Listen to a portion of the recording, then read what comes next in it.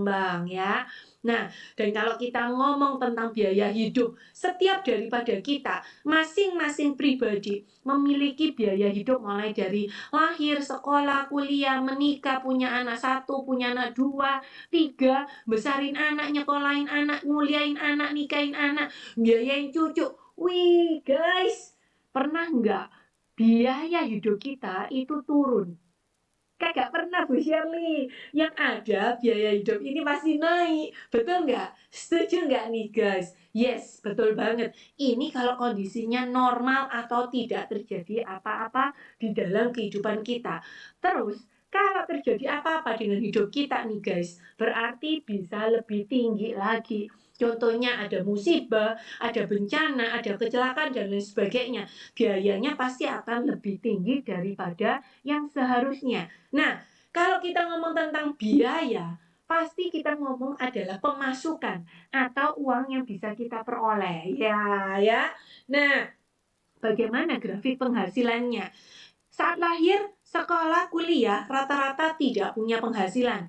Biasanya lulus kuliah baru punya penghasilan. Nah, gini ya, mulai ngerintis karir, mulai dengan gaji belum terlalu gede, tambah lama, tambah gede, tambah gede, tambah gede, sampai pada saat puncak-puncaknya tuh, ternyata nggak lama kemudian harus pensiun. Ini adalah grafik seorang employee. Nah, bagaimana kalau self employment? Mulai lulus kuliah atau mungkin mulai awal kuliah udah mulai ngerintis bisnis macam-macam, mulai dengan buka warung kopi ya, buka butik, kemudian buka macam-macam. Mau intinya adalah mencari usaha yang bergantung kepada dirinya. Mulai dengan merintis sampai akhirnya tinggi, ternyata biasa ya teman-teman kita tahu satu usaha kalau usaha itu rame biasanya akan diserbu oleh banyak orang ya katanya kalau di situ ada gula semutnya pada datang gitu ya. Nah, bagaimana dengan asset builder sebagai seorang enterpriser HDI asset builder mulai kita usia 18 tahun kita udah bisa bergabung, kita udah bisa punya lisensi untuk mengembangkan waralaba pribadi atau franchise pribadi. Dengan modal yang kecil, ternyata kita bisa punya lisensi bisnis. Kita rintis dari awal, kelihatannya hasilnya, income-nya masih belum gede, tapi terus tambah lama, tambah lama, tambah lama, tambah gede. Kalau dilihat di sini, ini yang grafiknya warnanya kuning nih, ya. Nah, mungkin mulai udah 6 bulan, setahun, tambah lama, tambah gede, tambah naik, tambah naik, tambah naik. Ternyata tidak ada batasan income-nya. Tidak ada maksimal. Karena kita income tidak terbatas ya. Nah, kira-kira pilih yang mana? Kalau kita melihat hanya di awalnya saja. Paling gede dong Bu Shirley, yang merah, bener. Nah, tapi kalau kita lihat yang di belakang nih, teman-teman, kalau udah kurang lebih kita rintis setahun, 2 tahun, 3 tahun, wow, pastinya kita mau yang tidak ada batasan atau tidak ada limitation-nya ya.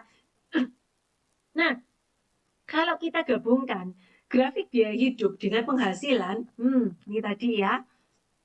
Kalau kita sebagai seorang employee nih, kalau teman-teman perbesar, artinya ada satu titik di mana titik ini yang namanya penghasilan itu menurun, yang namanya pengeluaran itu semakin lama semakin gede. Wow, keluarlah tanda tanya, mau dicukupkan dengan apa? Kalau kita sebagai seorang self employment, lagi-lagi demikian nih, ya.